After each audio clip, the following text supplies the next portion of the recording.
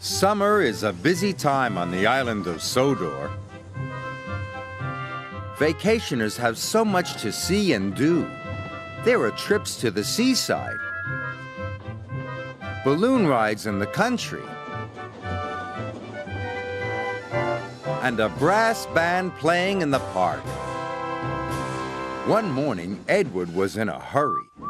He didn't even stop to say hello to Stepney. Thomas was pleased to see Edward. "What's up? Your smile's as broad as your smoke box." "I'm on my way to pick up the brass band," replied Edward. "The concert is tomorrow night." "Don't crack your smoke box," teased Thomas. Edward couldn't wait to hear the brass band play their wonderful music. He was so excited about meeting the brass band that he didn't notice the giant crane. It was unloading a huge ship's boiler. Suddenly, the crane swung the boiler and knocked Edward right off the track. Cranky had been watching. "You useless little engines are always in the way." Poor Edward. Sir Topham Hatt came immediately. "We will take you to the fitter's yard, and Bertie will have to meet the brass band instead of you." Edward was sad. That night, a raging storm rolled in. The fitters worked through the night trying to mend Edward. The rain pelted down. Now Edward felt sad and very damp. Morning came and Sir Topham Hatt arrived. "Please, sir," pleaded Edward, "will the fitters be finished soon?" "Not soon enough, and the band can't wait.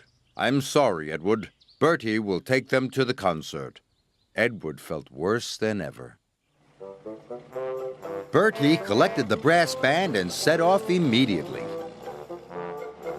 He bumped cheerfully along the country roads, but there was trouble ahead. Last night's storm had flooded the road. Bertie's driver decided to take a shortcut.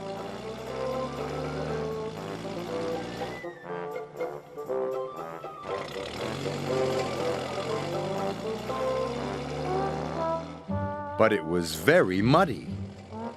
Bertie's wheels did not like the mud.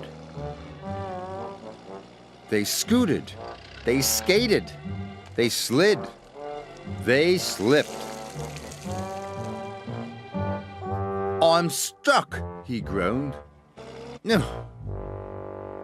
Bertie revved his engine, but his wheels spun round and round. He couldn't budge. The brass band were worried. "We mustn't be late for our concert." "Tune up your tuba," cried the leader of the band. "We'll call for help." By now, Edward was mended and hooked up to his coaches. "I can hear music," said his driver. "That's not music," wheezed Edward. "That's an alarm." And they raced off to the rescue.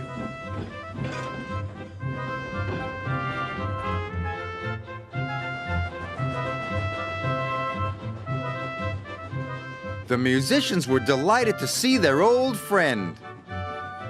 So was Bertie. "I'll get you to the concert in time," Edward cried. "Thank you," said the worried bandsman.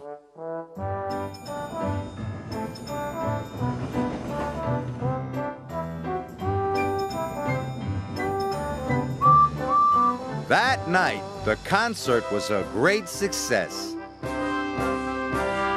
Everyone loved the music, especially Edward.